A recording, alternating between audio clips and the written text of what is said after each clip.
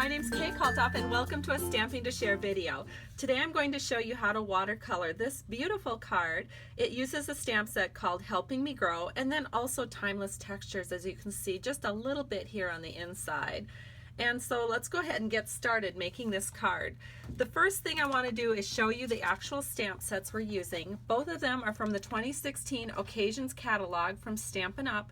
And the one here on the left you can find on page 20, the Helping Me Grow set.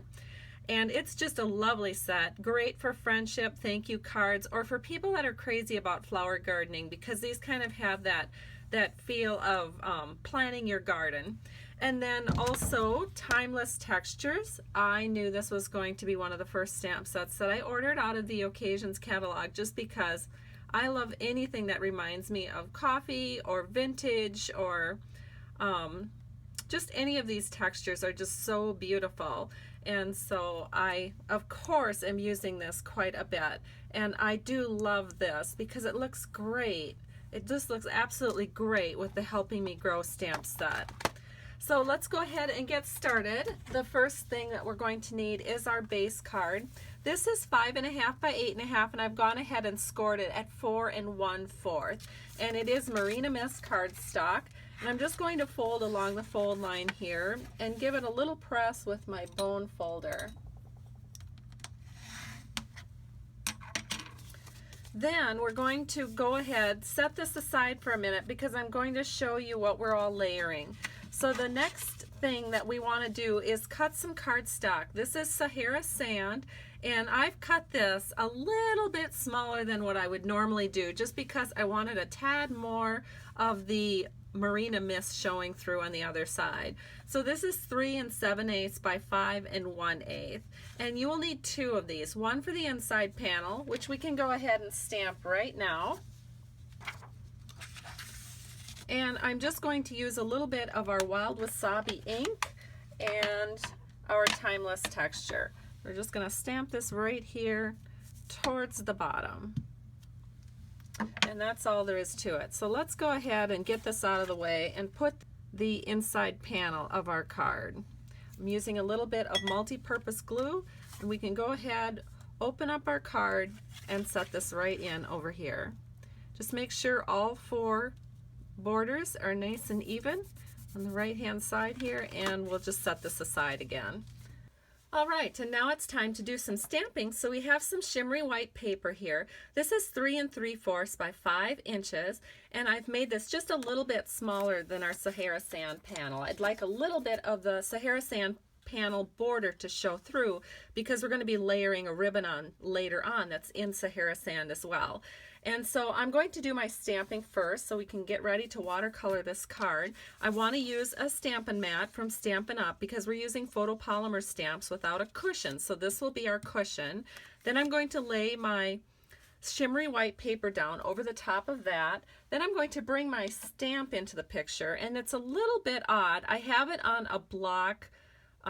What is this block? It's a block E. It'd fit a lot better if I put it on a block F, but I did this purposely because I want to remember not to ink up the bottom portion of these stems. I want a little bit of a gap right here so that when I stamp this, it won't go all the way to the bottom. So that is why I have it on a block E. So what I'm going to do is I'm going to go ahead and ink up this beautiful stamp with our tuxedo black. Now, a lot of people don't realize this, but you can watercolor with tuxedo black ink. You just want to give it about 3-4 minutes to completely dry.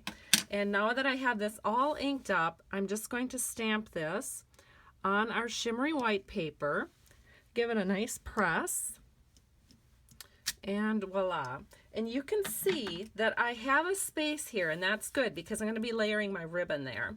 And now the next thing I want to do is I want to go ahead and watercolor this, but I'm going to set this aside since I've just freshly stamped this, and I'm going to show you how I'm watercoloring on a practice sample here. So here is one of my inked up samples that I did before I started this video. So it's been at least 3-4 minutes since I have stamp this. So what I'm going to do is I'm going to use some aqua painters. Aqua painters are found in our annual catalog, and they're on page 163. There's two that come in the set, and one has a blue cap and one has a white cap. The blue cap has the bigger brush on it, so I use this very rarely because most of the time I don't want a big brush with my watercoloring. I want to use the smaller brush so that I have a little bit more detail that I can add. So I'm going to just go ahead and take some ink off the base of my stamp pad, and how I did that is I just press the lid into the base, and then when I open it up I have ink at the bottom. And so I'm just gonna take that, I'm gonna make sure that I have any excess water taken off my aqua painter, and then I can go ahead and I can just start painting these stems. And so you can see how easy this is. And if I want to make it a little darker, I can just go in and do a little bit darker over the top. Then I'm always cleaning my brush in between colors, and I'm going to use Wisteria Wonder next. And when I'm doing the Wisteria Wonder, I'm just inking up the brush again, and I'm just going to color some of the Wisteria Wonder flowers where the centers of the flowers are, or where I perceive the centers of the flowers to be. And I'm just adding some darkness there just to give it a little depth. So then when I go in with my aqua painter using my Marina Mist, I can go ahead, let me grab this ink out of here. I can just go ahead and swirl that over the top, and then that kind of blends and it just looks really nice. So you can see how that goes. And of course, the whole while you're doing it, you think, oh, this isn't really turning out, but you know what? In the end, it always does. And really, there's nothing that makes you feel more like an artist than watercoloring. It's so much fun, and anybody can do it. And everybody's going to have a little bit different style. So now you can see that the Wisteria Wonder has faded just a little bit. If I want to make that a little bit more prominent, I can just go in with a little more Wisteria Wonder and put that right over the top. And so let me show that to you. So it looks a little bit like that, which is really, really pretty. Now I'm not going to watercolor this whole thing because I think you get the idea. I showed you how to do the stems and how to paint the flowers. So I'm going to set this aside. And I'm going to bring in one that I've already watercolored. Now I did this just before the video, so it's had a little time to dry, so it fades a little bit. It's not quite as bright as it was when I first did it, but it's just absolutely gorgeous. So the next thing to do is we're just going to go ahead and we're going to do some layering with ribbon. So I have some Sahara Sand lace ribbon here. Well, actually I want to put this on my Sahara Sand base panel first. So I'm going to do that with a little bit of snail. So we'll just add some snail to the back of this, and we'll layer this right on top of the Sahara Sand. And again, it's kind of a skinny border, so I'm just going to make sure I have it exactly the way I want it, and then I can press it down. Now we're going to do our ribbon layering. So I'm just going to layer the Sahara Sand lace ribbon at the bottom, and we'll be securing that with Scotch tape.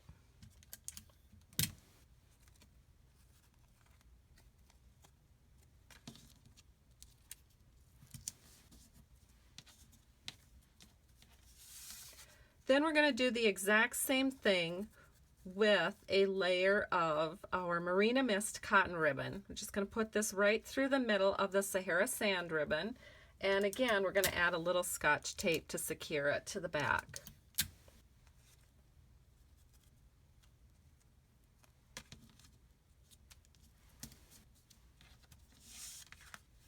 And now all we need to do is take another little strip of this Marina Mist ribbon.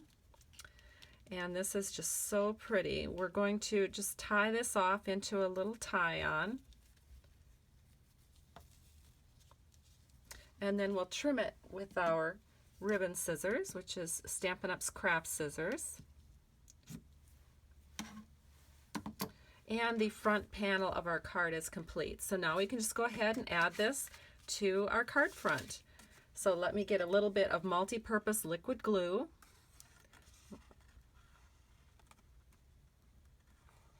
And you don't need very much.